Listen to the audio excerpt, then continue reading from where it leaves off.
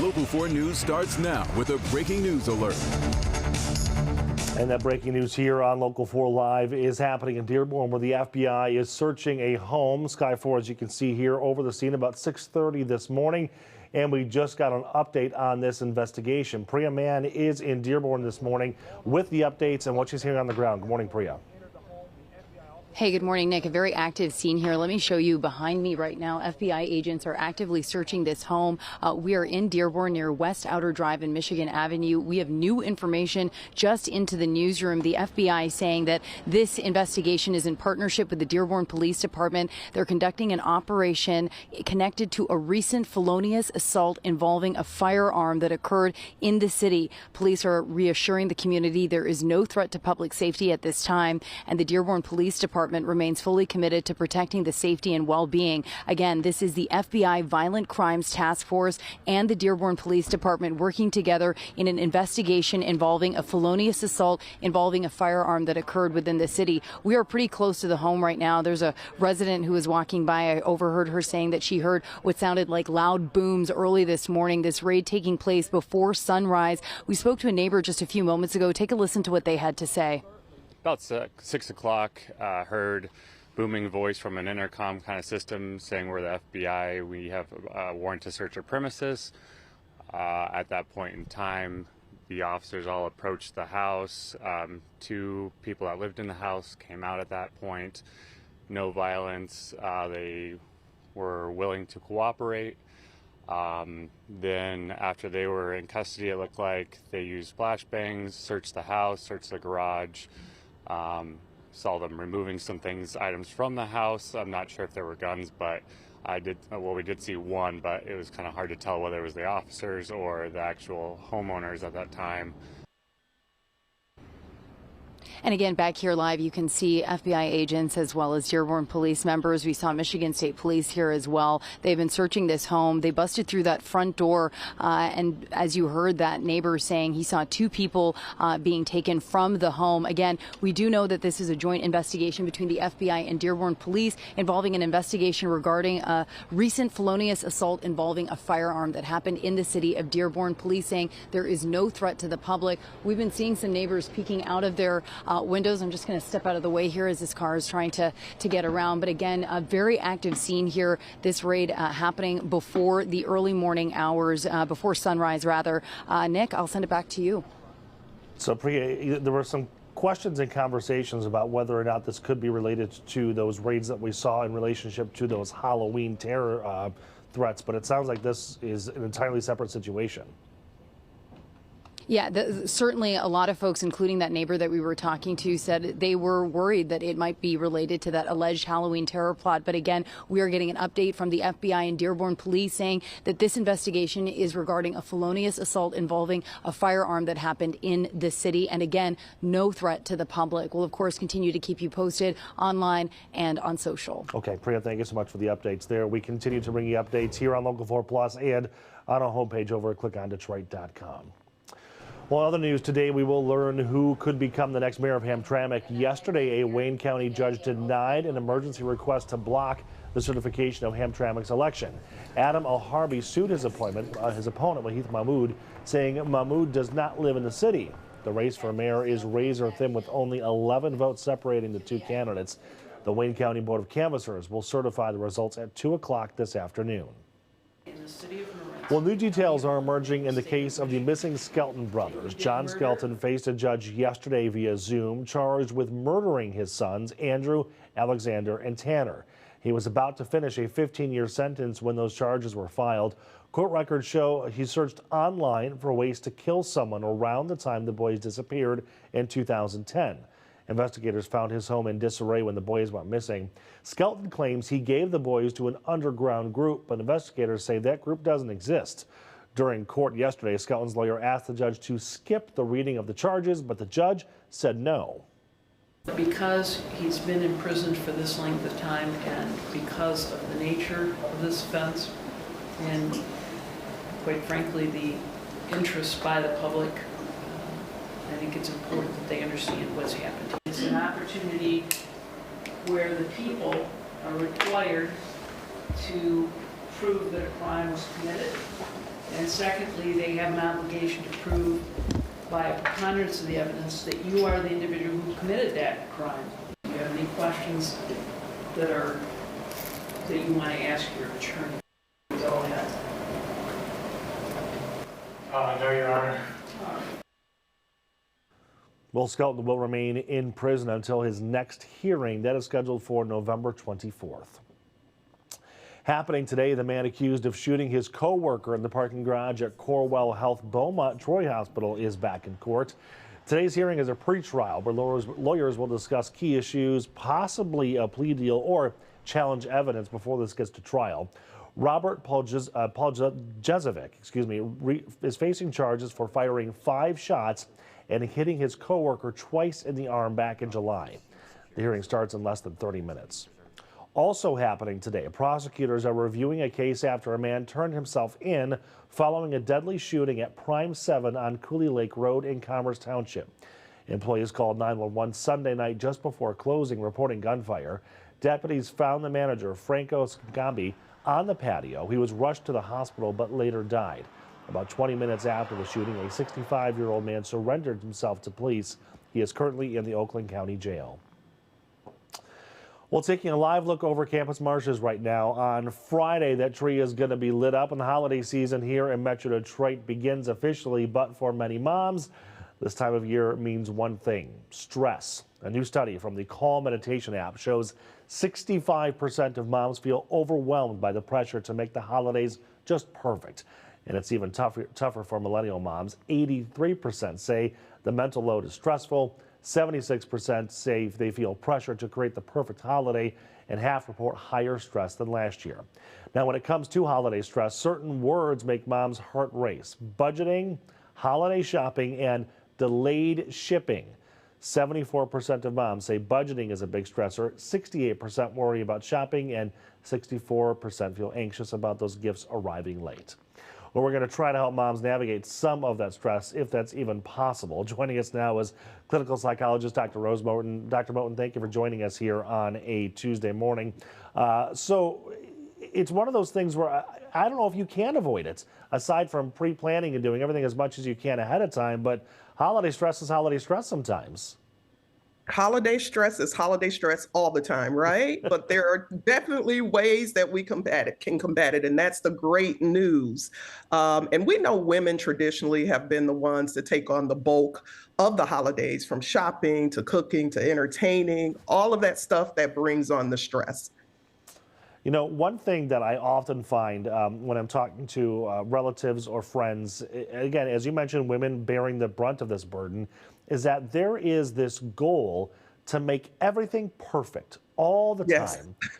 And I think if we just lower our standards a little bit, because, you know, I'm sure you've seen that video of there was a mom running around the house trying to clean, you know, saying, just throw the beds away. They don't, if it's not folded, don't do it yet.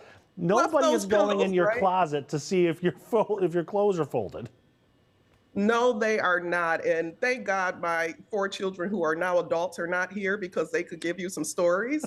I was one of those people guilty for years of trying to achieve that perfect holiday.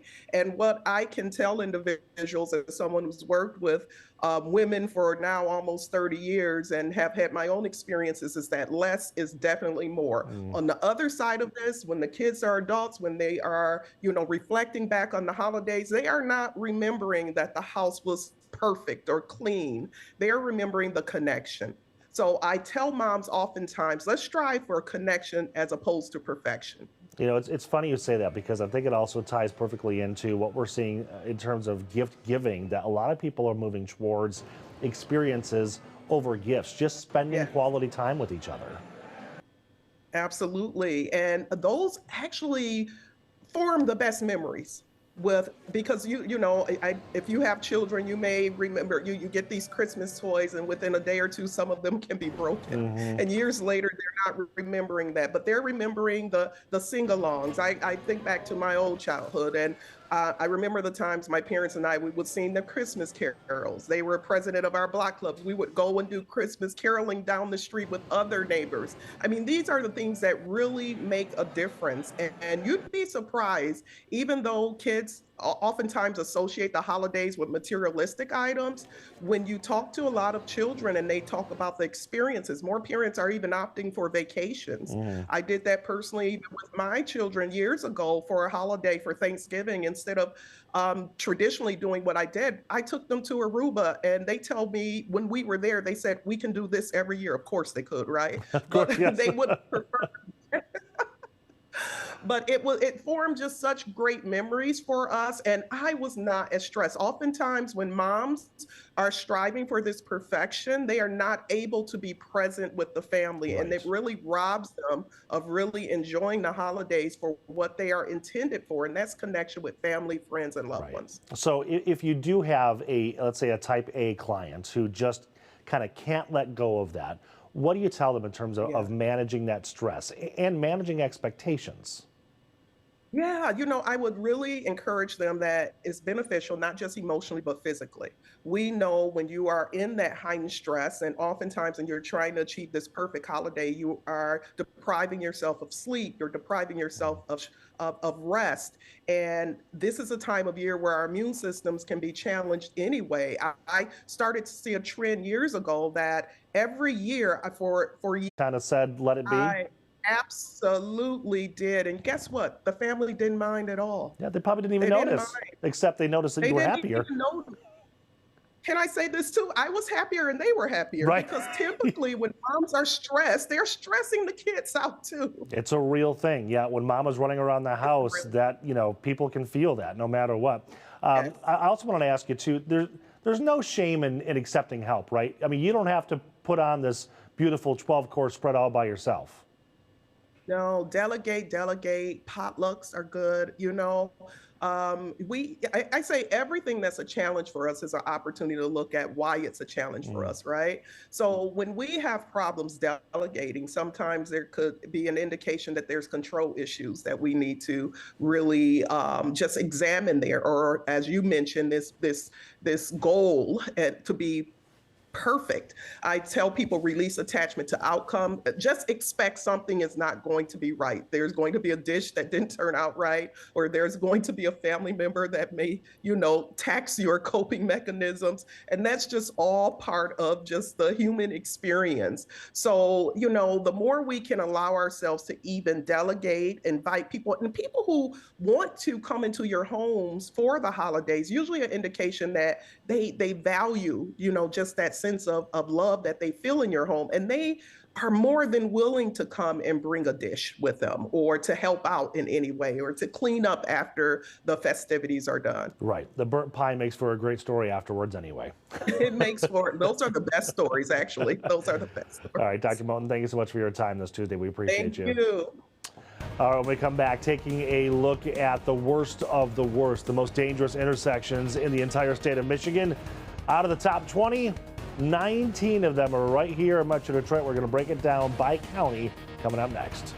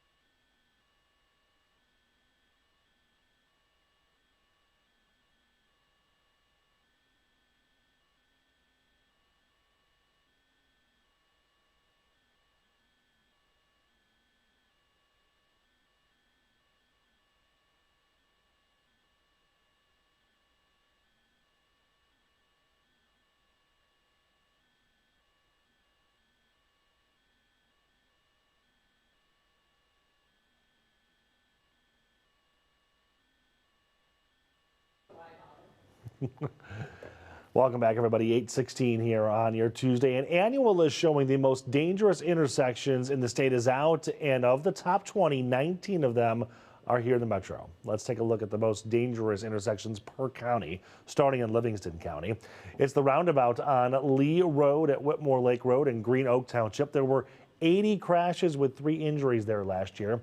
In Washtenaw County, North Hamilton Street and Washtenaw Avenue in Ypsilanti is the most dangerous with 132 crashes and 7 injuries. In Wayne County, it's Schoolcraft at Telegraph Road, Redford Township, 137 crashes and 26 injuries. In Oakland County, it's a roundabout at Martin Parkway and North Pontiac Trail in Commerce Township, 151 crashes and 9 injuries last year. And finally, in Macomb County, the worst intersection there is also the worst in the entire state. That's 11 Mile at 696 with 185 crashes. All right, the giving can continue in Detroit today. A live look at Campus Marsh is the unique way that you can help families in need this holiday season. We'll be right back.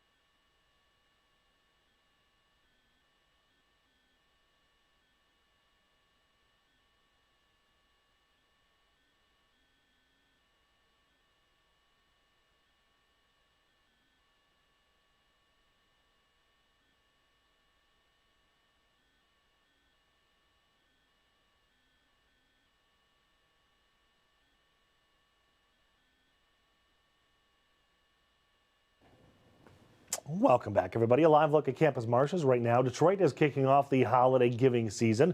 Starting today, a unique giving machine is here until December 7th. It makes donating food, clothing, and school supplies really easy for people in need, locally and globally. Your gifts go to local groups like Catholic Charities, Focus Hope, and even more. If you can't make it downtown, there's another machine opening this week at Great Lakes Crossing in Auburn Hills.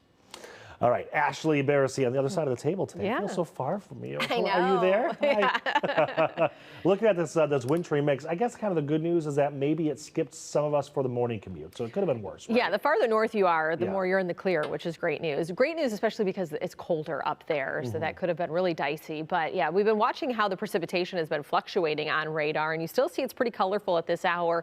But we have seen a changeover occur down into Monroe, given that temperatures are above the freezing mark. So as we take a closer look at Exact Track 4D, you see a little bit of that sliver there, that pinkish purple that would indicate either a rain snow mix or maybe even a little sleet that's in the mix.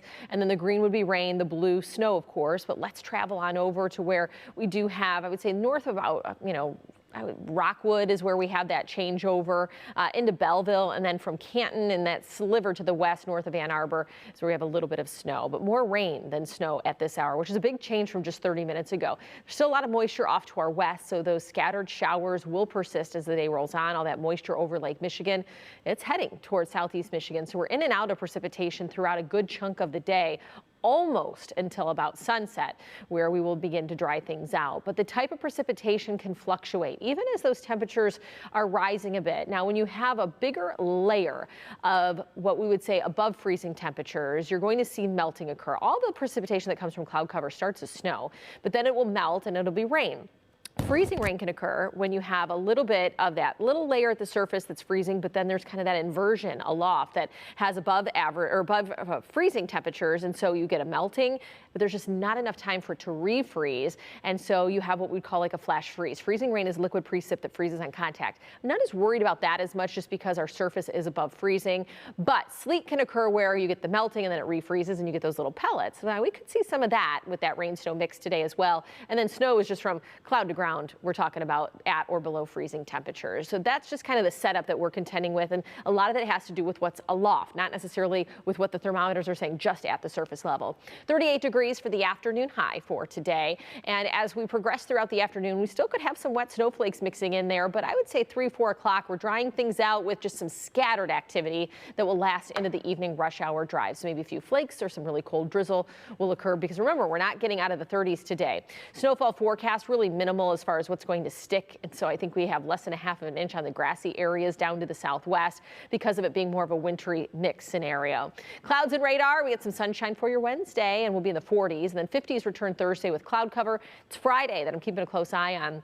2 different systems. The one to the north could clip the thumb, northern communities, probably right before daybreak on Friday morning. But that big moisture layer down to the south still trending south of that state line, which we like because we have the tree lighting come Friday evening. So I think besides a little passing shower in the morning, we should trend drier throughout the rest of the day.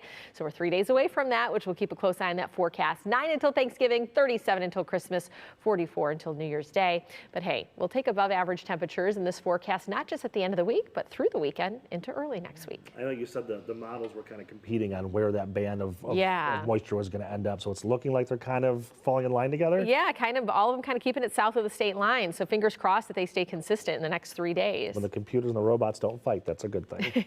Yeah, rock 'em, sock 'em. All right, Ash, thank you so much. A Local 4 update coming your way in just a minute. Then we are going to get back to Priya Man live in Dearborn with updates on an FBI raid happening out there as we speak. We'll be right back.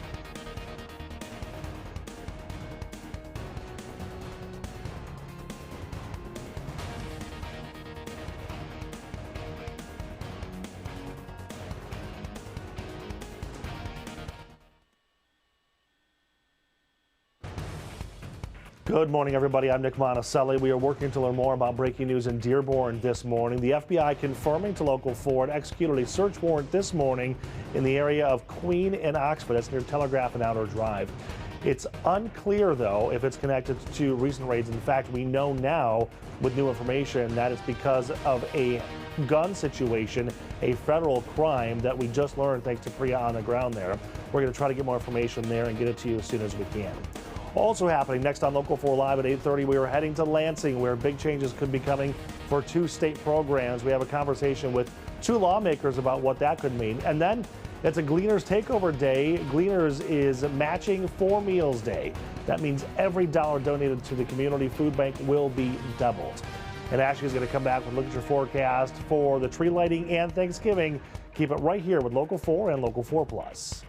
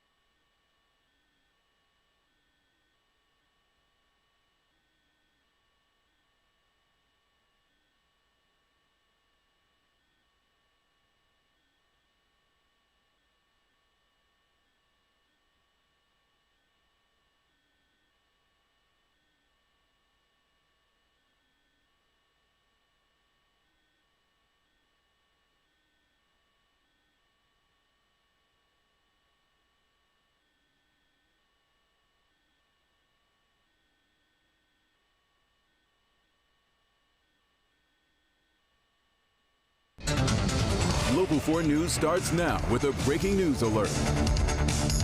And we're going to get back to that breaking news in the city of Dearborn here on Local 4 Live. The FBI is searching a home. Sky 4 was over the scene about 2 hours ago, and now Bria Mann is out in the area as well. Where we're learning, it turns out this is not connected, or doesn't appear to be connected, to that foiled Halloween terror plot that many thought it would be connected to, Bria.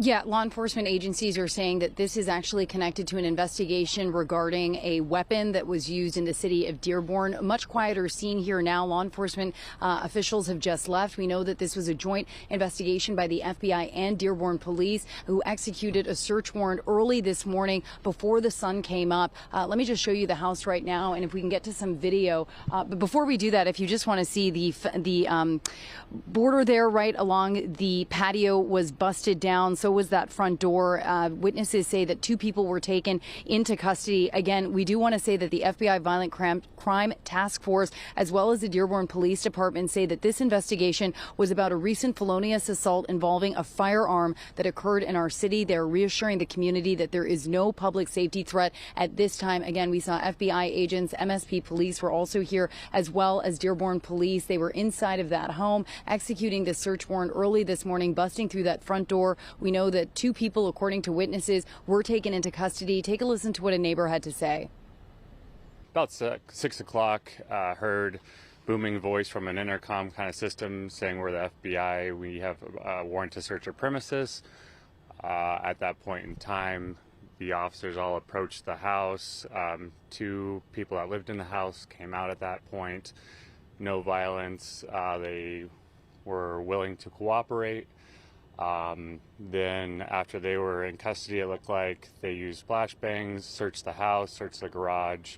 Saw them removing some items from the house. I'm not sure if there were guns, but we did see one, but it was kind of hard to tell whether it was the officers or the actual homeowners at that time. So again, the FBI Violent Crimes Task Force, as well as Dearborn Police, executing a search warrant here at this home that is near West Outer Drive and Michigan Avenue. That search warrant being executed around 6 o'clock this morning. Neighbors, of course, as you're hearing, a very chaotic scene, much quieter now. And again, police are reassuring the public that there is no threat at this time. Reporting live in Dearborn, I'm Priya Mann. I'll send it back to you. All right, Priya, thank you very much for that update. Of course, we're going to continue to bring you updates here on Local 4 and on the homepage over at clickondetroit.com. Let's get to the U.S. Capitol now, where lawmakers are expected to vote this afternoon to force the release of the Epstein files. The vote comes after President Trump reversed course, calling on Republicans to vote on this measure. As Alice Barr reports, before the vote, lawmakers will hear from Epstein survivors today. Hi there. Releasing the Epstein files was a campaign promise from President Trump and something members of his base have continued to press for. With a vote now finally coming to the House floor, there's expected to be a swell of support. Today, a highly anticipated vote in the House set to compel the Justice Department to release its files on notorious sex offender Jeffrey Epstein. We have nothing to do with Epstein. After resisting the move for months, President Trump now urging Republicans to vote for the bill and saying he would sign it. They can do whatever they want. We'll give them everything. Sure, I would.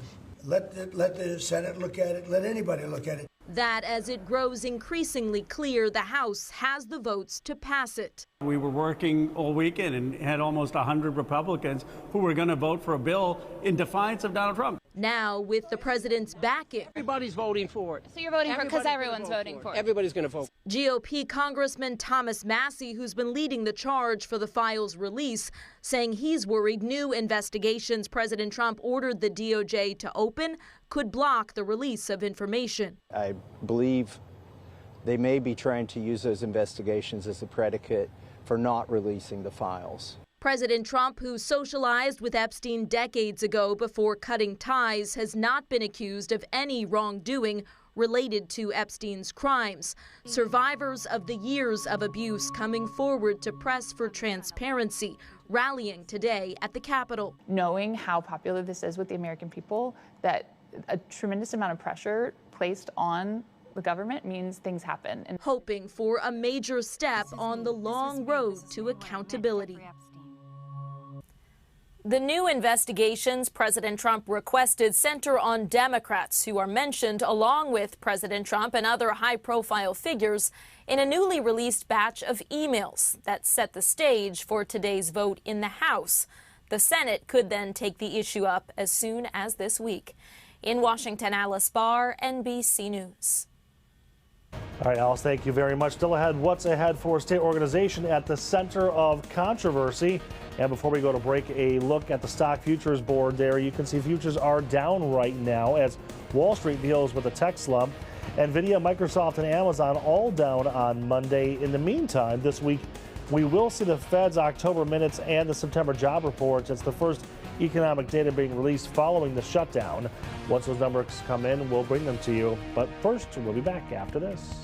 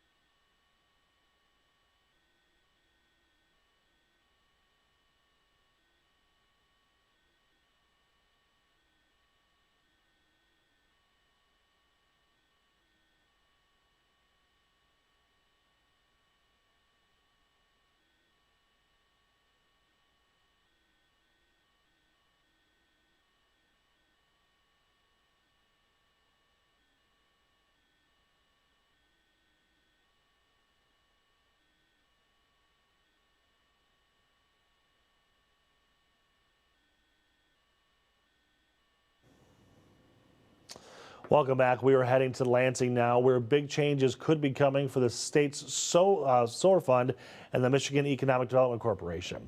The MEDC, started in 1999, acts like the state's marketing firm, working to bring businesses here and boost the economy. But now it's under fire. The AG's office raided its offices in June over a $20 million grant embezzlement investigation. The SOAR Fund, created in 2021, is also facing scrutiny for giving subsidies to companies that are not delivering promised jobs. Two lawmakers talked to our Jason Colthorpe on Flashpoint this Sunday about what is next. Here's that conversation. With us this morning, Republican Representative Mike Hoadley from Au Gres, right there on Lake Huron, about 160 miles from Detroit. Thanks for making the trip. And Democratic Representative Alabas Farhat from Dearborn represents the 3rd District. Gentlemen, welcome. Appreciate the time this morning. I mentioned earlier in this show the SOAR Fund and the MEDC right off the top, and there's been struggles with both, discussions about both. Let me start with you, Representative. Where are Republicans with these programs right now? Well, right now we're evaluating kind of a history of failure with both. You know, programs ran through MEDC and the SOAR program, and how do we address this and pivot and put Michigan back on the path of success? A pivot, I feel like, is the key word. You feel like, can both sides agree it is important for the state to kind of have that marketing element of attracting business? I definitely think so, and I think cash for jobs, this idea that we give these massive corporations millions and hundreds of millions of dollars to bring jobs here, has been a failure. You know, I'm a fan personally of economic development policy that puts our workforce first. Michigan, we have the best workforce in the nation, I like to believe. We can build anything, we can innovate, we can do big things in Michigan. And I think the more we can invest in them is a really important tactic that I think we should be able to work together on. It feels bipartisan, and I know this. The idea of it goes all the way back to 1993, and every governor, both sides of the aisle, have wanted to do something like this. What do you see it turning into? Well, I think what we have to do is evaluate, again, those failures where we've always been trying to swing for the fences and get the big deals with thousands of jobs in one deal. And we need to kind of dial back and look at providing jobs across the state of Michigan, no matter the size of the company nor the community that the jobs are provided for. Now, you say no matter the company, maybe hold their feet to the fire, make sure those jobs are going to be what they say. That's right. I mean, accountability is the name of the game. Yeah. If we're going to step up as a state and give a company some investments that are incentives to stay here, those investments have to happen. You know, we don't want this situation where we read the headline, $600 million and 5,000 jobs, and they don't show up. Right. But more importantly, I'll say this too, you know, we're seeing so much economic uncertainty. In my district in Dearborn, you know, we had 5,000 steel workers laid off because of these tariffs that we're seeing. So we have to do something if we're going to keep jobs here and continue to grow our economy. And that could be one of the goals for next year, possibly. There's been some criticism, I guess, you could call it criticism, on the just 30 bills passed in Lansing through October 20th this year, and some would call it gridlock. Less legislation, good or bad, Representative? Well, I think that's a mixed bag. I think it's good to a certain extent. We're able to stop a lot of the things that have been harming the state. You know, and when we talk about economic development and making that pivot, I think one of the biggest aspects of how we need to move forward is performance-based incentives. That way, we're not worrying about doling out taxpayer dollars for investments that never provide a return. And what we do is we address this now as you create the job, then you get the incentive. Yeah, I mean, I agree with the idea that we need performance-based incentives, but I'll say this, I'll characterize things a little differently. I'm disappointed personally that we haven't moved more legislation. I mean, we've moved bills, there's 30 bills, that's great, but we haven't done a lot on affordability yet. I mean, I have families that come to me and say, look, my rent's too high, my mortgage is too high, I can't afford groceries, I don't know what I'm gonna do this Thanksgiving. I'm disappointed that when I look at the state legislature, I haven't seen us move things around affordable housing, or I'll be more plain, or even around, you know, education and literacy rates. I mean, these are real things right now that people are looking to us to lead on. And, you know, when you only have 30 bills, how much can you really do in 30 bills? Well, go ahead. Well, I don't think we can subsidize our way into success. And with that, too, we've got a history of passing hundreds of bills through a legislative process, and we can't expect to keep doing the same thing over and over and over again and expect different results. Yeah. So where we're at here is a renewed focus on getting out of the job creator's way, let them run their companies. And, you know, we've just introduced 2 days ago a job creation plan that does just that. It incentivizes job creation by creating a credit based on the employee's income tax withholding, and the manufacturer, or I should say the employer, will gain a 50% credit for that job. So again, create the job, get the incentive. Some would say nothing gets agreed upon. It's too hostile right now between the two parties in Lansing, and we saw the budget process was a bit of a mess. Do you see that changing, getting any better next year? I think it could get better. I think, you know, right now voters are looking to us for leadership, and I hope, you know, look, my representative, my colleague over here, I think we work together really well, and I hope we can do that. But what I'll say, you know, when we look at these performance-based incentives, we're starting the conversation in the boardroom, saying what's best to balance out a sheet for these big corporations. I'm saying, and what my colleagues I think should be focused more on, is how do we make sure these jobs are paying really competitive wages? How do we make sure they're going to quality public schools? How do we make sure they got, when we did stuff on roads, which I'm grateful on, but how do we do the big things so when people are living in our state, they're choosing Michigan, and they're not just, you know, being forced to take whatever job's available. We want Michigan to be a state that thrives. Go ahead, jump in. Yeah, and I'm glad to hear the representative make those comments, because, you know, this performance-based incentive that we introduced doesn't pick winners and losers. It's available to every employer in the state of Michigan. By starting the very first job, they're eligible to get that incentive for, again, providing a good paying job, because the criteria is to pay 150% of the median average wage. A couple of news items this week I wanted to get your take on. This week, Senate Majority Leader Eric Nesbitt requesting the U.S. Department of Justice to oversee next year's elections in Michigan, saying Secretary of State Jocelyn Benson has an obvious conflict being on the ballot. We should also point out Nesbitt and Benson running against each other for governor right now. Are either of you concerned? I'll start with you, Representative Farhat. Are you concerned about the security of the elections in the state next year? I think our elections have been proven to be fair and free here in Michigan. They've been safe. I think bringing the DOJ in is kind of a ridiculous overreaction, overreach. I mean, as a legislature, obviously we have an obligation to make sure our elections continue to be safe and protected. I think inviting the federal government is going to create more chaos and uncertainty on election night. We don't need that. Worried about elections? I wouldn't say that I'm worried, but John Joe Public is worried, and that has, you know, been brought to our attention time and time again. So I don't think there's anything wrong with more oversight, which is going to lead to more accountability in these results. And when you are talking about a candidate that's on the ballot that's, you know, in charge of the election system, I think there should be a little bit more scrutiny on that now. Well, is it fair to say the last 3 secretaries of state have all run statewide elections with their names on the ballot after they were finishing up, and I don't remember anyone being concerned or something after the fact with those elections? Well, I don't think the kind of the hot point has reached to where it is today with the topic of elections either. And we've seen things with the Secretary of State's office that leads doubt. Yeah. And I just want to add real quick, though, the people that actually do the ballot counting are your local clerks. Yeah. Those are people that are elected at the local level. They're the ones that process, handle, and count those ballots. And so when you're inviting the DOJ in, Department of Justice, yeah, it's a politically great soundbite, but what you're really saying is we don't trust our local clerks to do the job we elected them to do. I'm not saying that's what you're saying, but I'm saying that's what the impression is for me. And I think for a lot of people in the state who vote for these local clerks, I think they trust their local clerks. It's dangerous. You can watch that entire episode of Flashpoint on Click on Detroit, Local 4 Plus, and our YouTube page right now. Well, did you know the best way to spread Christmas cheer is to sing loud for all to hear? Next, a new spot that you can visit this holiday season where you don't have to worry about being a cotton-headed ninny-muggins.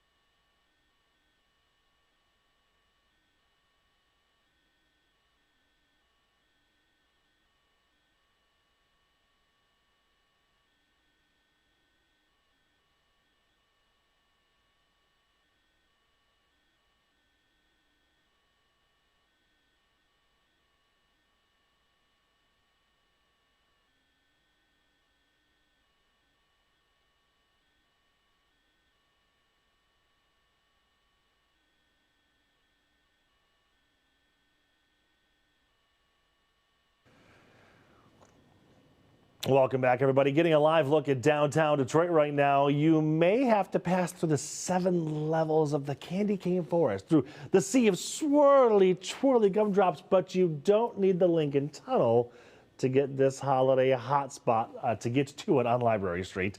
Santa's Side Hustle is returning on Friday, and this year's theme is having everyone yell, "Santa, I know him!" The elf pop-up is packed with lights, laughs, plus candy, candy canes, candy corn, and of course all the syrup you can enjoy.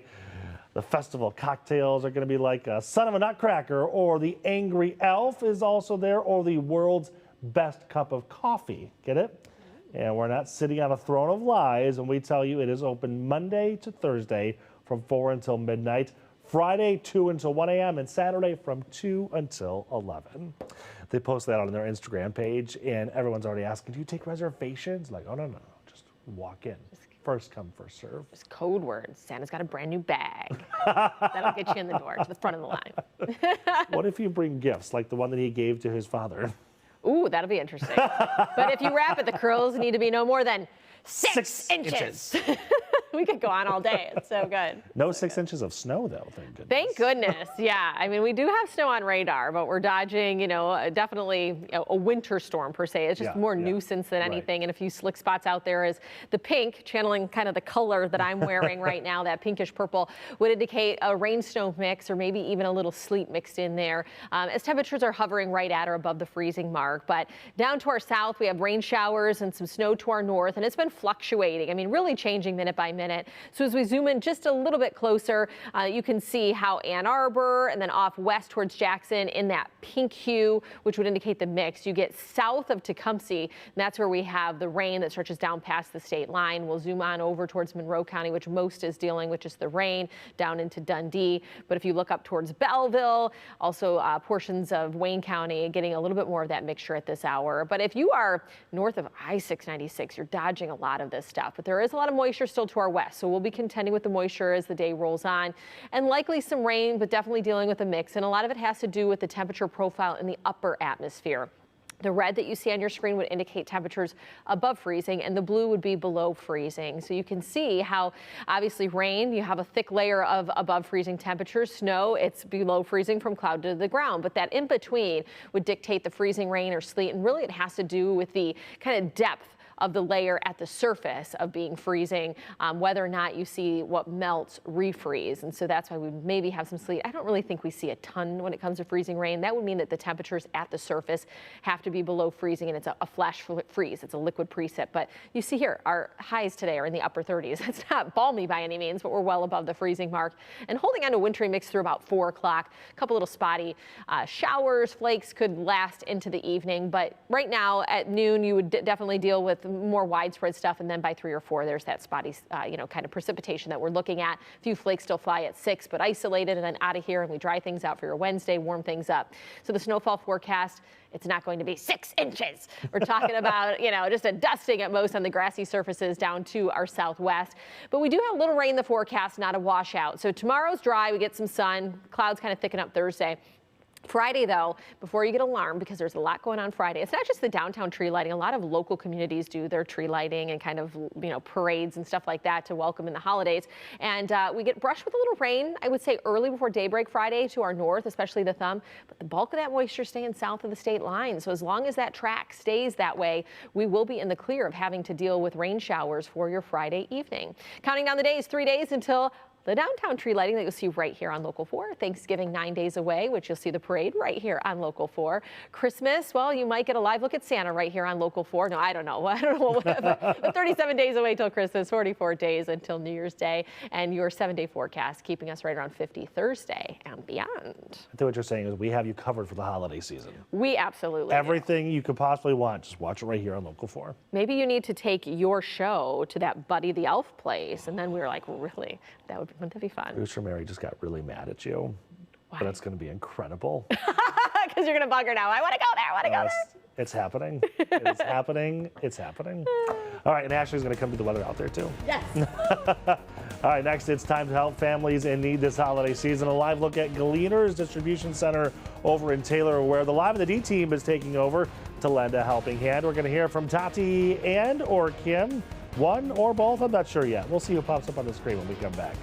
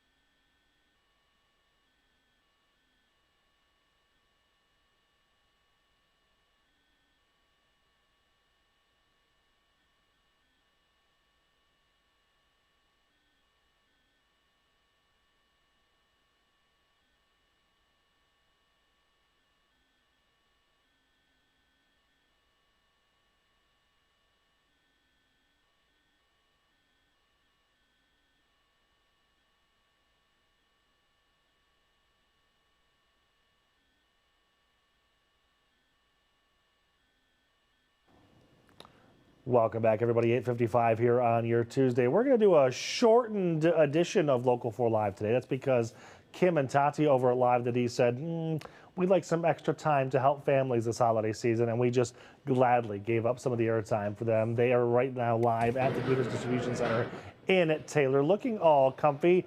You've got a lot going on this morning. We really do. Yeah, that's exactly what we said, Nick. We're like, we need to do this show a little bit longer. Yes. We need all the time that we can get, but we're so happy to be sharing this story, right? Absolutely. It's Match for Meals Day, which is an incredible opportunity to make your dollar go even further when you donate to Gleaners Community Food Bank. That's right, and there's such an incredible need in our community right now with all the different things that are happening politically.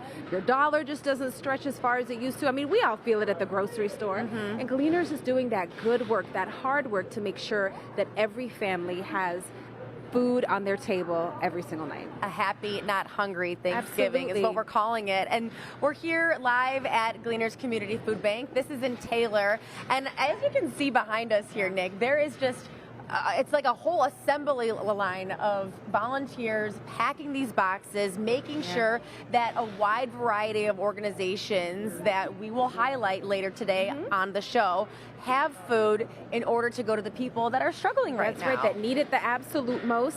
They get the food from here at Gleaners Community Food Bank. They do the distribution. And wait till you see these stories we can't share. Wait to share all of this with you in the coming hour. Absolutely. So join us. We're coming up in just a couple of minutes. That's right. I'll tell you what, I am so happy that both of you are out there doing that for such a worthy cause. I am just a little upset, though, because I really wanted to hear one of you do your Buddy the Elf impression, because that's what we've been talking about all morning long. Oh, we got you tomorrow. Best cup of coffee? Tomorrow. Congratulations. Nick is hilarious. All right. Kim and Tati Live at the D, thank you so much. Live at Gleaners in Taylor. In fact, they are going to take over here on Local 4 Plus in about 5 seconds. Make it a great Tuesday, everybody.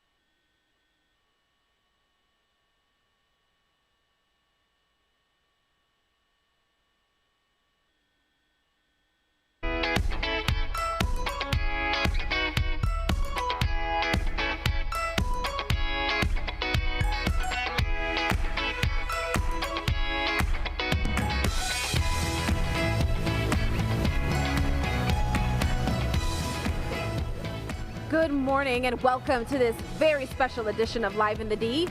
We are on location from the Gleaners Distribution Center in Taylor. And this is a large, high-capacity warehouse where food is received, sorted, stored, and distributed to partner agencies. And all of this comes together with the help of the volunteers. They're an integral part of this process. Absolutely. Thank you, everyone, so much for joining us. I'm Tati Amara. And I'm Kim DeGiulio. Now, let's begin by letting you know why we are here today. Today is a Gleaners Match for Meals Day. Now, this means that every single dollar that gets donated today, it is doubled thanks to Ford Philanthropy. That means your dollar goes further, which is amazing. To donate, all you have to do is, of course, you can scan that QR code on your screen, but I would rather you go to gcfb.org. That will have that QR code. We'll have that website up on the screen throughout the entire show. Now let me explain why you are donating today and why it is so important. As Kim mentioned, normally for every dollar donated, Gleaners can provide 3 meals to families in need. But today, for every dollar donated, Gleaners can double that and provide 6 meals, which is extraordinary. Love making your money go further, Absolutely. Right? And joining us right now with an overview of the Gleaners mission, we have Kristen Sokol. Thank you for being with us, Kristen. Yes. Now, Kristen is the Senior Director of Advancement Communications here at Gleaners. Yes. Thank you for having us. Oh, thank you for being here. It is our pleasure. Now, we're going to take a closer look at how this match works and why it makes such a difference across Southeast Michigan, because we all know the kind of situation that we're in right now. Again, thank you for being with us on Live in the D. Thank you for letting us be here. But why is Match for Meals Day so important for Gleaners, Kristen?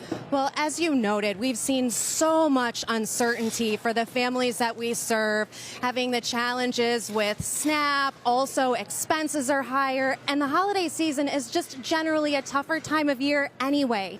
And so Match for Meals Today is incredibly important so that we can take care of families by setting the table for a happy, not hungry Thanksgiving. That's what we want for everyone. We want it for ourselves. We want that for our entire community. Now, we know that Ford Philanthropy is doubling every dollar donated. Talk to us about how that partnership happened and how amazing that is to have this kind of partnership and make all of these donations go further. Well, we are so grateful to have a partner like Ford Philanthropy. Not only are they matching dollars today, but they have volunteered with us. They've helped make our mobiles faster and more efficient. I mean, a mobility company, who knew? And so they're just deeply ingrained in the work of food security. And so it is when we work together that we're stronger and can make an even bigger impact. Right. Now, you also have a new development this morning involving the Detroit Lions. Let's watch this. We're super excited to be here today in the Match for Meals program, and we're going to donate $25,000 and match the first $25,000 that come in the door. And so it's important to us to be able to do that. Food insecurity is a big cause for the Lions, and so we're happy to be able to partner with you guys and Gleaners and put a little money towards the action. If you're able to give, please give. It's really important for our community. You know, for us, Thanksgiving, we're always honored to play on Thanksgiving. It's about football, family, and food. And there's too many folks in our community who don't know where their next meal is coming from. So we just encourage anybody who's able, please give to the cause. We're here to match the first $25,000 and hope to make it a great day. All right, wow. Detroit Lions. Kristen, that is huge. $25,000.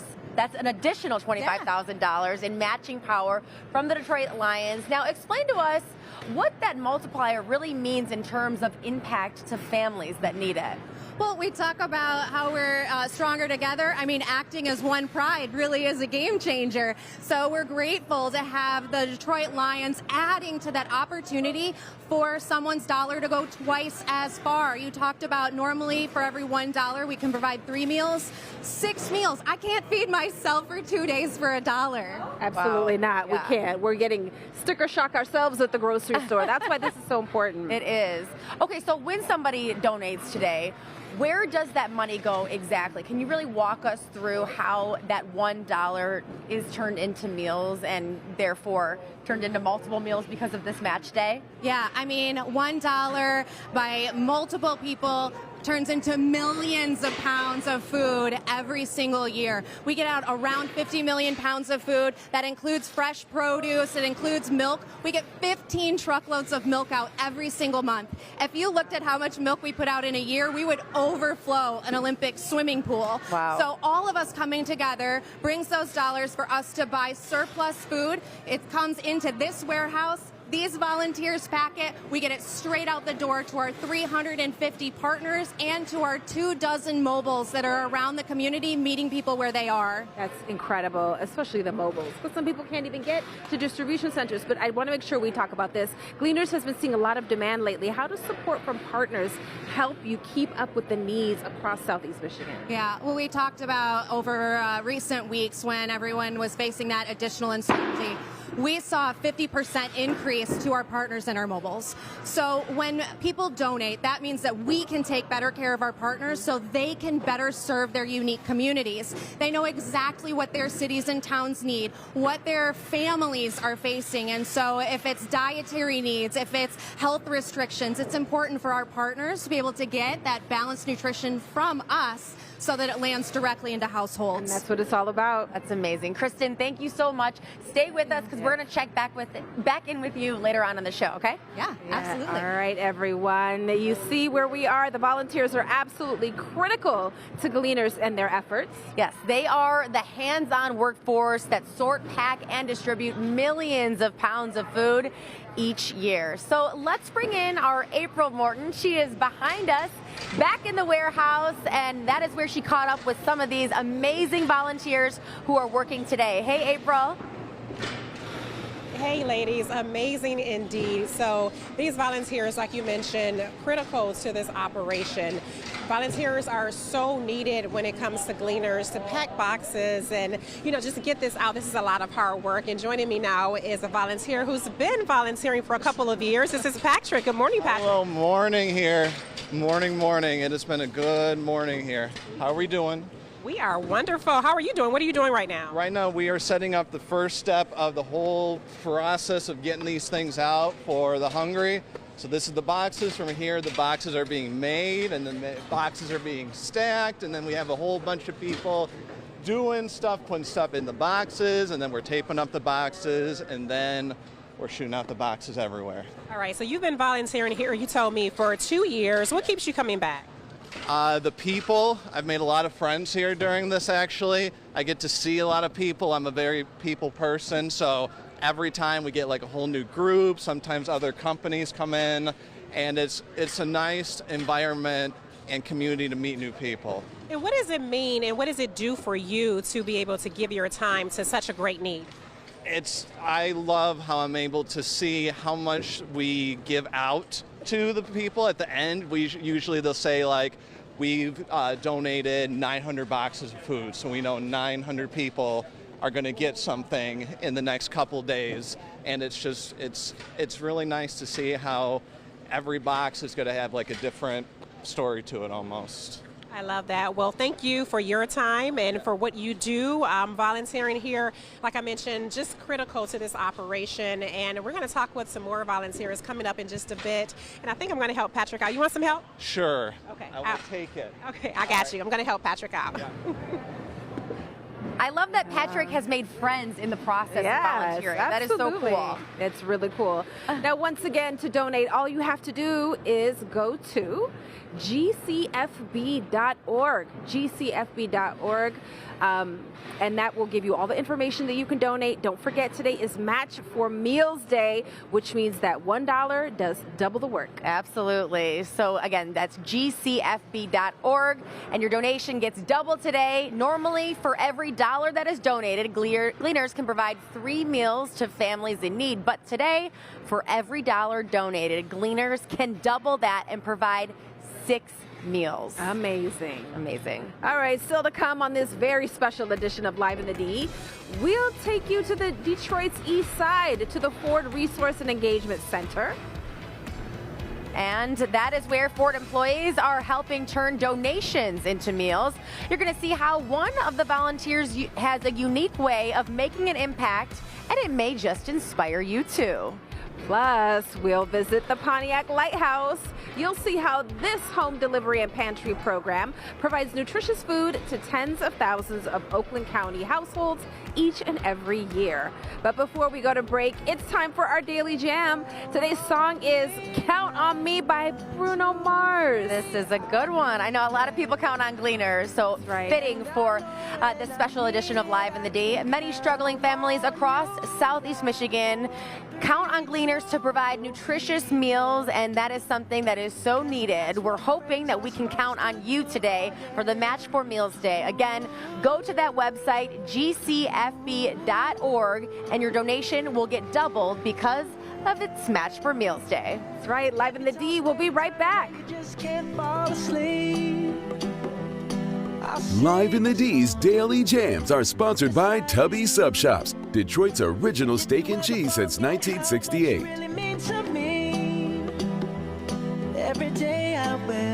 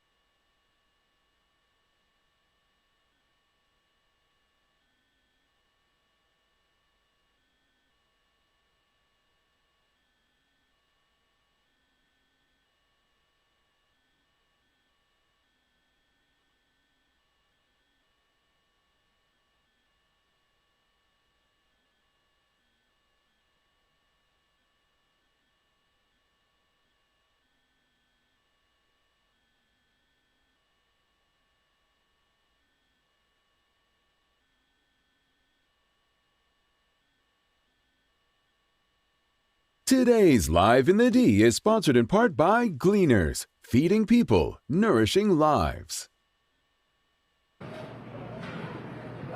Welcome back to this special edition of Live in the D. Today is a Gleaners Match for Meals donation day. That means every dollar that gets donated today is doubled. To donate, all you have to do is scan the QR code on your screen, or you can also visit gcfb.org. We will have that QR code on your screen throughout the show, or you can always go to that website as well. And on Detroit's east side, the Ford Resource and Engagement Center is turning donations into hope, providing families with fresh, nutritious food through a partnership with Gleaners. That's right. Volunteers and Ford employees work together to pack and distribute thousands of pounds of groceries. Now, I had a chance to see this firsthand, and I'm sharing it with you. Take a look. On Detroit's east side at the Ford Resource and Engagement Center, a different kind of drive is underway. One that's bringing hope and help to families facing food insecurity. You know, it's really satisfying to see that we can help meet the needs of local communities, but it's also sad, right, to see that there is that much need. There were dozens of cars lined up before the distribution even started, and the flow was steady for the entire event. Through its partnership with Gleaners Community Food Bank, Ford Philanthropy is supporting large-scale distribution events like this, providing thousands of pounds of fresh food to neighbors in need. Giving back has always been a part of Ford's DNA. Really, for over 120 years, it has been an essential part of our identity to support community. And currently, food is one of the most challenging and pressing needs that the community is facing. And we couldn't be more proud to partner with Gleaners to be a part of that solution. Ford's East Side Center is designed to connect residents with resources that strengthen the community, and that mission was on full display. When I get up every morning, I'm thinking of how can I best serve the community? What new ways, innovative ways, great partnerships that I can do. But it really comes down to making sure that families have food on their table at night.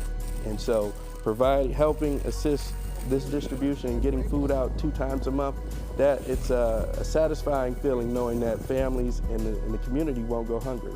This day's food distribution was filled with the essentials to give a family a well-balanced variety of groceries. So it's important to have a very diverse set of items for families to pick up because you want a well-balanced meal. You want families to be able to receive good fruits and vegetables that are fresh, but then also have some of the shelf-stable items that you can stretch out a little bit when your food budget runs a little bit dry. Looks really good. And Ford employees like Dennis are proud to step outside of the workplace and into the community they serve. For me, the food distribution is an easy way to make a big impact quickly. I'm a numbers guy, my day job at Ford, and I really like being at Gleaners and seeing how at the end of the day I can count the pounds of produce we've sorted, or I can look at the number of boxes that we've packed, and it's really meaningful. The event is one of many distributions supported by Ford and Gleaners, a partnership that continues to address food insecurity through funding, resources, and volunteer power. And as Dennis put it, taking the first step to making a difference. Well, I like to think we have to start somewhere and we have to make steps forward. We're not going to solve it all, and today's efforts of loading up the cars with food, they're going to need more food, and we know that. And maybe I won't be able to be here next week, but I know I've made a difference today. And for families who rely on these efforts, it's more than just a bag of groceries. It's a reminder that their community cares.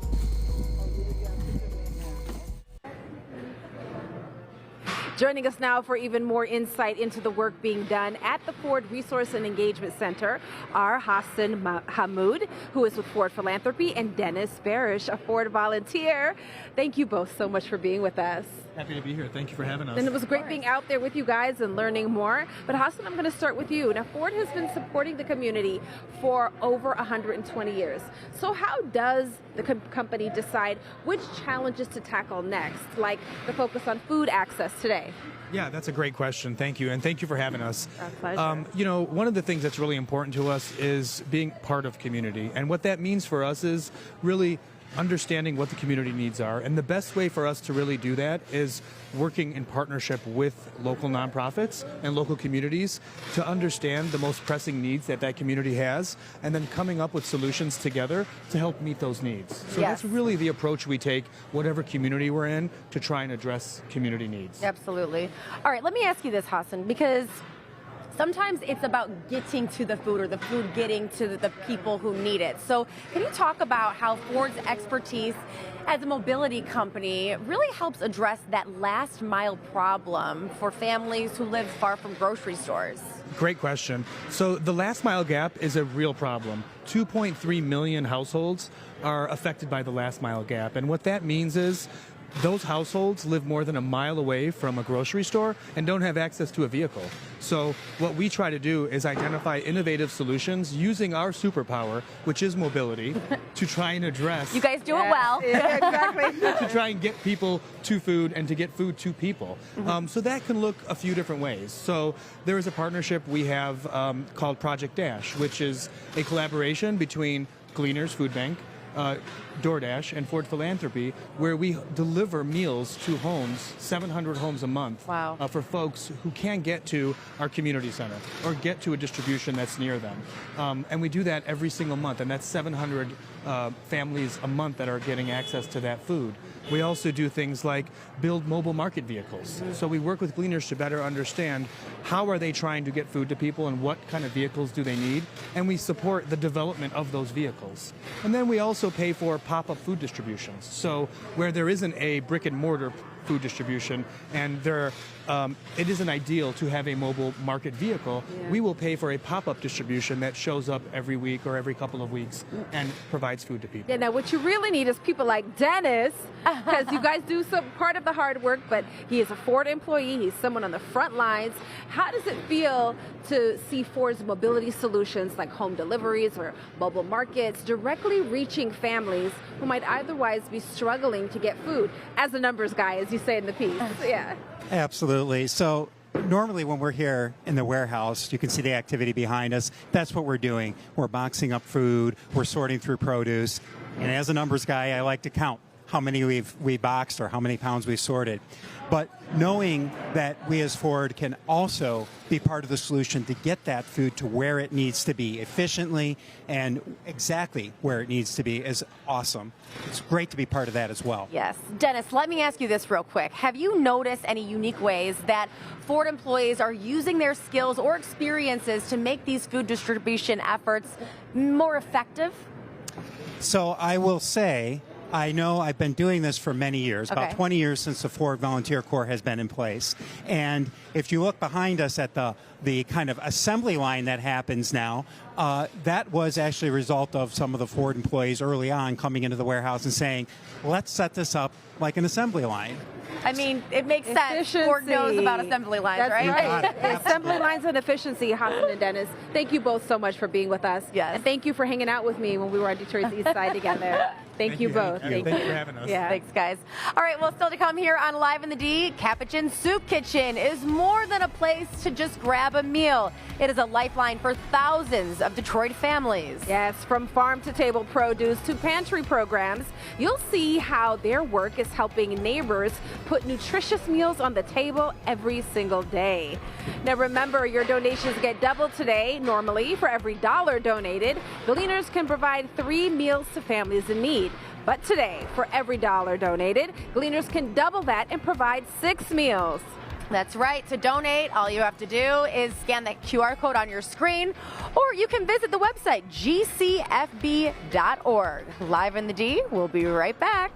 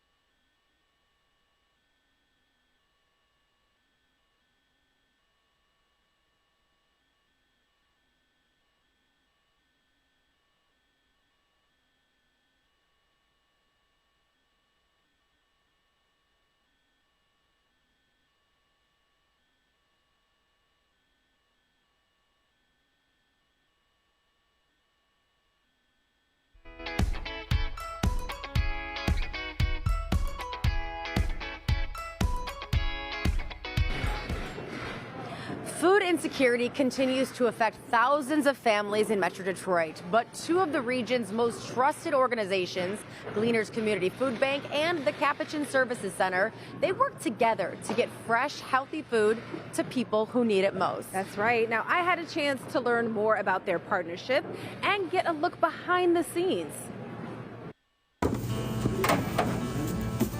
At a time when grocery bills keep climbing and housing costs are squeezing families, more Metro Detroit residents are turning to food pantries for support. So as you can see, we have various non-perishable items. We have our carrots and collard greens, always an important product to keep stocked up. Two of the organizations working together to meet that need are Gleaners and the Capuchin Services Center. I like to say that the table of people's lives has three legs: food, shelter, and transportation. And if people make maybe $900 a month, by the time they pay their rent and transportation to get to a job, they don't have a whole lot left over for food, and that's where we come in. Inside the Capuchin Services Center, guests can choose the items that fit their household, just like a market. And that sense of choice is a key part of their approach: food with dignity. By doing it the way we do it, they have some power and some choice. And we want people to be empowered because then that helps people, I think, make other decisions. Their mission is achieved by combining neighborhood-based care with large-scale distribution through Gleaners, who serves as one of the largest hunger relief networks in Southeast Michigan, sourcing millions of pounds of produce, protein, and shelf-stable foods. I got a chance to see how this works at the Capuchin Services Center. So this is where all the magic happens. The Gleaners truck parks back there. We grab a high-low, get all the pallets in, and it comes all the way through here. The items go straight from the Gleaners truck to the pantry and to the shelves for guests to stock up with for the almost 175 families they serve every single day. So last year alone in 2024, we gave away over 3.5 million pounds of food. So you just imagine that is a lot of pallets. Stocked with this full range of grocery items. One wonderful thing about pasta is it can stretch, right? You can add some sauce, you can add some meat, you can add some vegetables. The biggest focus is still meeting the needs of as many people as possible. So one thing that's really great about the canned goods is they're non-perishable, right? So they have a longer expiration date. So if you're not able to get the fresh product, you're able to get the canned product, which can actually last a lot longer for the families, which is really good, especially when they're struggling. So I think our focus is to try to serve as many folks as possible. And I think what's so important for me about that is that we're able to help and support so many different people who are struggling, right? We all face different challenges in this world, and we all face different worries and concerns. But if we can solve food insecurity, if we can help with a basic need of food, then I think we're doing so much wonderful work, because that's the start. And a vital part of keeping this huge undertaking going is their volunteers. So we're getting about 13,000 volunteers that are coming through here a year. We get people from all over the community, corporations. We couldn't do what we do without our volunteers. As they continue to serve the most in need in our community, how they serve is just as important as who they serve. Important that we keep doing what we do, that we serve our guests with dignity, with hospitality. A former employee of the soup kitchen long ago said something that I heard when I was a very young friar. The poor ought not to be treated poorly. And that still guides me, and I hope it guides all of us here at the Capuchin Soup Kitchen. Wow. I think that should guide all of us. Absolutely. Yeah. What a difference they are making. Indeed, I agree. It was wonderful to be out there. All right, coming up next on Live in the D, we're visiting the Pontiac Lighthouse to showcase all the good work that goes on to help feed Oakland County families. I will introduce you to a volunteer who signed up to help strangers, but now some of them feel a lot more like friends. The unexpected connection behind a box of food and how it turned into something far more meaningful for families and for him. Operations here at the Gleaners Distribution Center in Taylor. Today is a Match for Meals Day where every dollar donated gets doubled. To make a donation, scan the QR code on your screen or visit gcfb.org. Again, that's gcfb.org. Live in the D will be right back.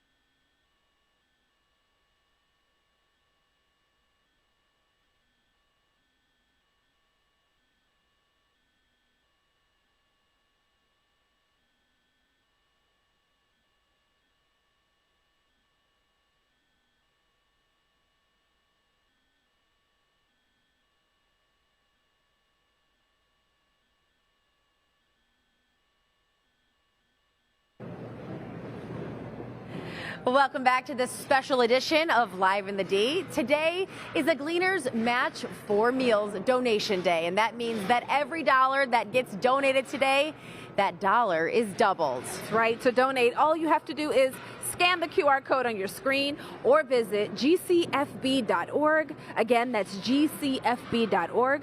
We will have that QR code on the screen throughout the entire show, but again, gcfb.org. All right, well, let's bring back Live in the D reporter April Morton. She is behind us in the warehouse area where volunteers are working hard to pack boxes with food. April is in the part of the warehouse right now where people are packing produce. April, everyone's working so hard behind you. What's going on?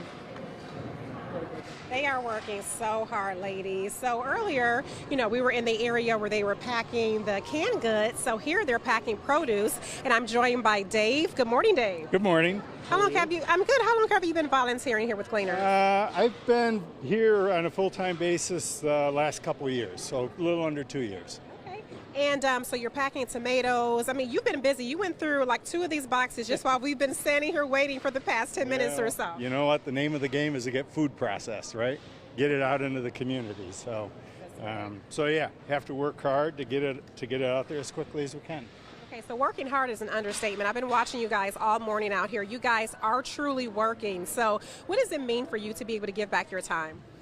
You know what? Again, the world suffers with food insecurity, so this is a small thing that I can do to kind of hopefully impact that. So really, that's what it's all about for me. I think Gleaners is a good organization. In some way, shape, or form, I've been involved with it for a number of years, either, since I've retired on a regular basis. My family has interacted with Gleaners over the years. At work, we did Gleaners Day. So I think it's a good organization. I think it's a great cause, and there's certainly a huge need in the world today. So definitely, and thank you all for look at them. They are busy here. I'm telling you. I mean, packing tomatoes. These tomatoes actually look pretty good. These are pretty fresh. I love the fact that the produce here is really fresh.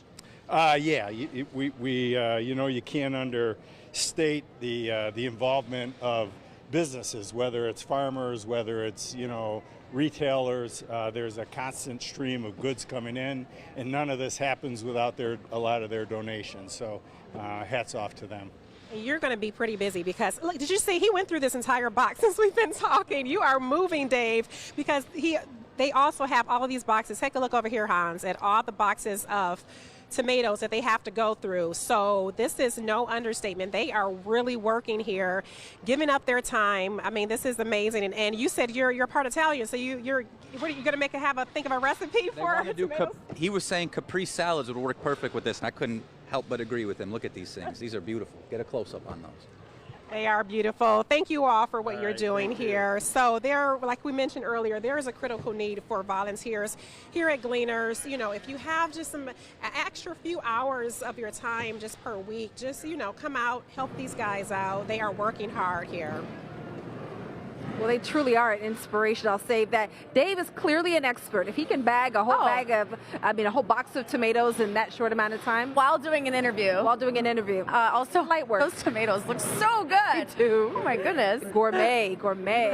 All right, well, Lighthouse in Pontiac is a local nonprofit dedicated to helping families in need by providing nutritious food and essential resources.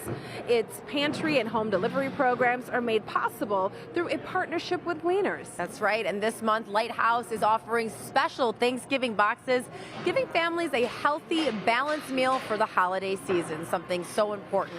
And I had the chance to speak to one of the volunteers at the facility. Take a look. That's 4. I got 5, 6, 7. Steve Rooney is a volunteer for Lighthouse. I got 6, 7. He's packing up his car with boxes of food. Boxes in the back seat too here. Getting ready to deliver them to families who need them. During the pandemic was just wear your mask, drop the food and move. But now as things have opened up, we get to interact. And I've actually made a couple pretty close friendships with some of the clients that I've had. Now Steve looks forward to seeing a lot of the same people every month, all thrilled to be able to feed their families because of this box of food. You can tell how important getting that box is to them, or maybe they didn't even know what they were going to be able to make for their children tonight, So when I show up with the box, you can just see the relief, kind of like, well, we have something now at least. All of the food inside of the box is fulfilled by Gleaners. Yeah, we simply wouldn't be able to serve the community in the capacity we do without our partners like Gleaners. They really enable us to consistently distribute nutritious foods to the community, including those fresh products, the fresh fruits and vegetables, and dairy products. Brianna Schroeder from Lighthouse tells me the partnership between Lighthouse and Gleaners makes feeding 40,000 Oakland County households a year possible. And it's volunteers like Steve that make the program work. It's really a great volunteer opportunity, yeah. And this month, thanks to the access to healthy and nutritious food from Gleaners, Lighthouse is able to provide Thanksgiving boxes to their clients. These boxes will be available all throughout the month of November, and there's no sign-up required. You would just visit the pantry during normal operating hours at any of our locations here in Pontiac, Clarkston, or Southfield. No, I think it's important. There's a lot of, belly filler type foods out there that people with food insecurity would maybe have access to. So it's great that, through the work we do with Gleaners, that we're able to put together a really nutritious, well-rounded diet, and I think that's great. That was awesome. It's so cool to see that food in the box and know that it came right here from this warehouse. So from volunteers to more volunteers, That's right? Right. They keep the whole operation and the blessing going. Yes. It's really awesome. All right, still to come on this very special edition of Live in the D, we'll take a trip to Macomb County and visit the Vietnam Veterans of America Chapter 154. You'll see how they give back to the community through a food pantry that provides hundreds of dollars of groceries for vets in need. The surprising tradition here that has been helping feed the community for decades now. And remember, your donation gets doubled today. To donate, all you have to do is scan that QR code or visit the website, gcfb.org. Live in the D will be right back.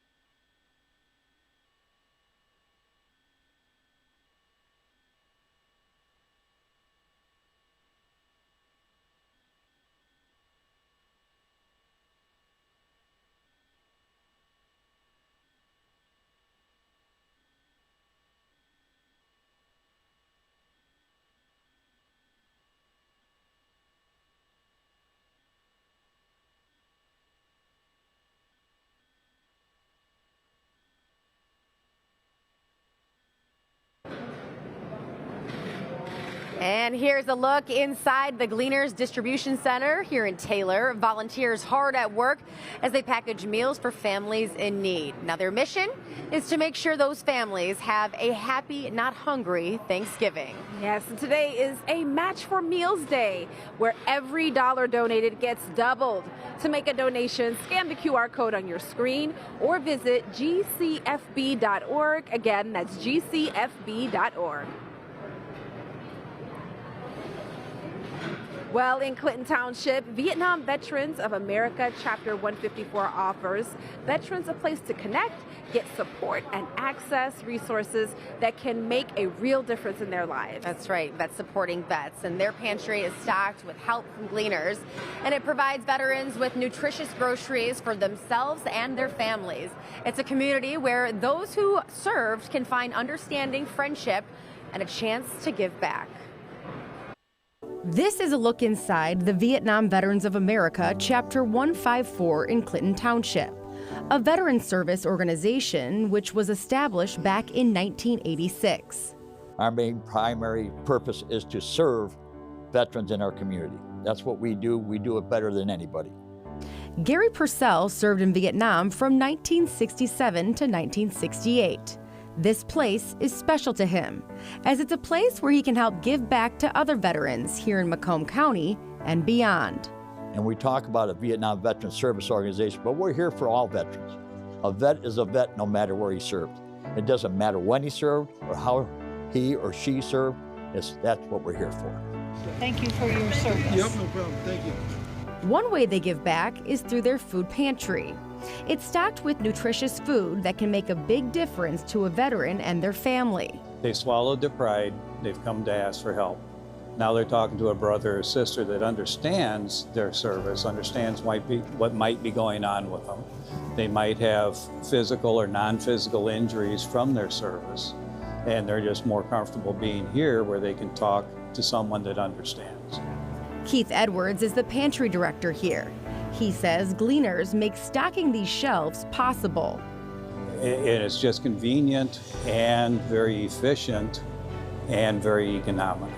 We've used Gleaners to buy food since probably 1983, 84, 85, even before we were a service organization. Gleaners, we have bought food very cheap from Gleaners to give out to our membership who needed food and people in our community. Veterans can come here and get a full load of groceries, up to $300 worth, up to 8 times in their life. It's a simple way to make a big difference for those who need a little extra help. When you go home at night, you can smile in the mirror and know you helped someone. Everyone needs to have a goal. I've always had a goal to help one person have a better life today. And we do that on a multitude of bases here every day. Very touching. $300 worth of groceries, all made possible by their partnership with Gleaners. It's incredible. Awesome. Now you can help support the work that Gleaners and its partners do to provide meals to families in need. Your donations are always important, but today they are worth double. Normally, for every dollar that gets donated, Gleaners can provide 3 meals to families in need. But for today, every dollar donated, Gleaners can double that and provide 6 meals. To donate, you can scan that QR code on your screen or visit the website gcfb.org. We'll be right back.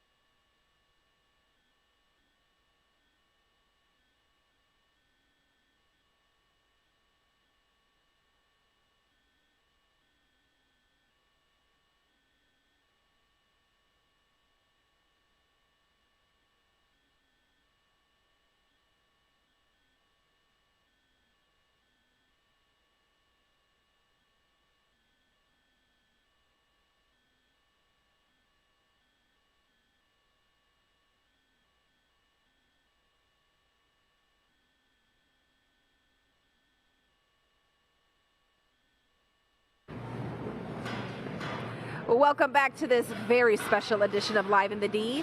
Today is a Gleaners Match for Meals donation day. And that means every dollar that gets donated today is doubled. To donate, you can scan that QR code or you can visit the website gcfb.org. Well, members of the Detroit Lions traded the football field for the food packing line last week at Gleaners Distribution Center right here in Taylor. Linebackers Alex Anzalone and Derek Barnes were among the players who helped put boxes together for meals for Metro Detroit families in need.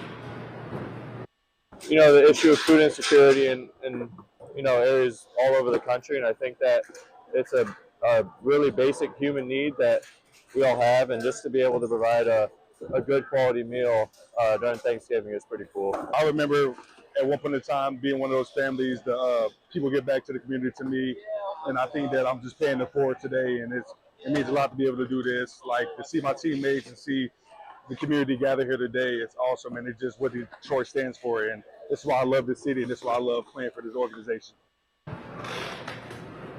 All right, thankful for them on and off the football field. About 30 Meyer volunteers also pitched in to make sure that these boxes get out to families just in time for Thanksgiving. Now, Gleaners says having community partners like the Lions makes the real difference, especially during the holidays.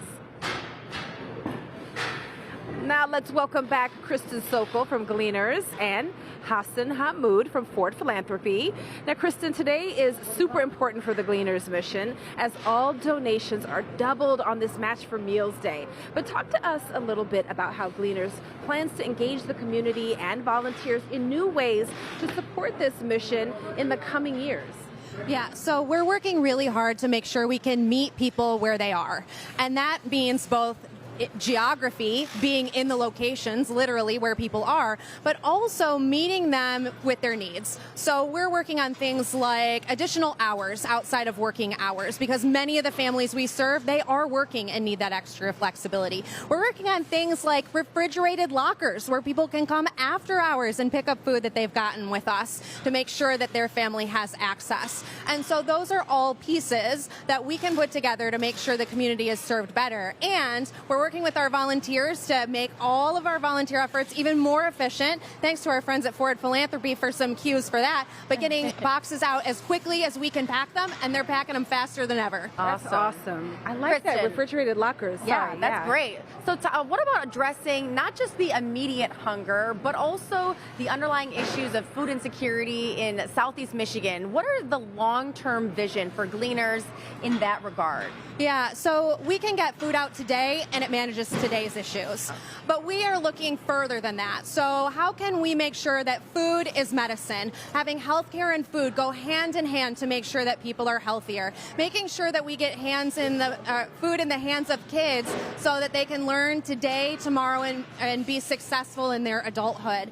And we're also looking at ways that we can further close the gap in that last mile, because we know so many folks are challenged in getting to our distributions or to our partners. And you've got partners like Hassan and Ford Philanthropy. Now, without a doubt, Ford Philanthropy's generosity means that donations are doubled today. But how does Ford plan to continue to support Gleaners, their mission, and ensure that programs like this can reach even more people in need?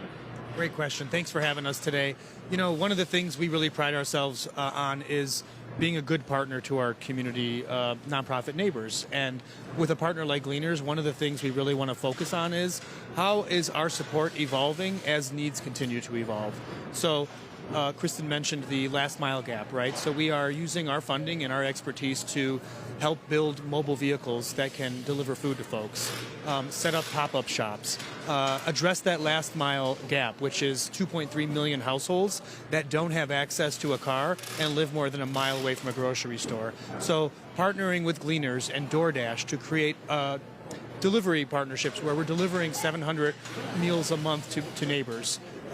looking at things like the food lockers that Gleaners is bringing on board and what the future of that might look like for folks who work odd hours and need to get access to that refrigerated fresh food. So our support will continue to evolve to help meet Gleaners' and mission. meet people where they are. And that's what I love hearing from you guys. Really, it's so important. Thank you all so much for having us. We really appreciate it. Now, one more time, here is your chance to make your donation go twice as far.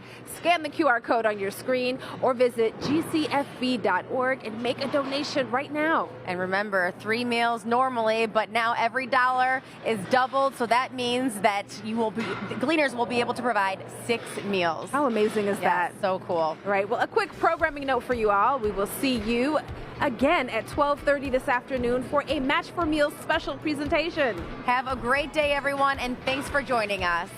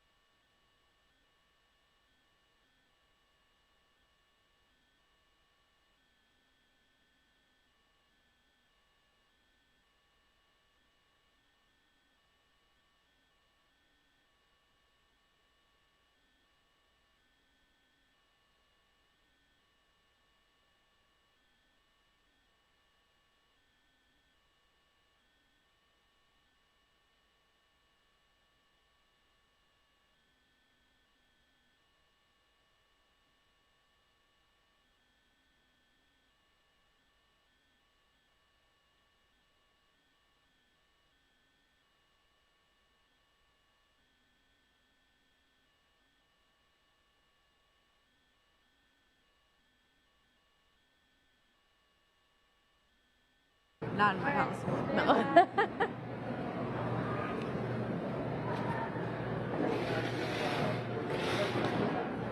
What? Oh, count ourselves in? Okay. 3, 2, 1. Thank you to everyone who donated for Gleaners Match for Meals Day. Your outpouring of support was amazing. Neighbors, friends, and families came together when it mattered most. Yes. Now, your contributions will be vital in feeding our community this season, providing meals and hope across Southeast Michigan. Cool. Yes, no, maybe, so.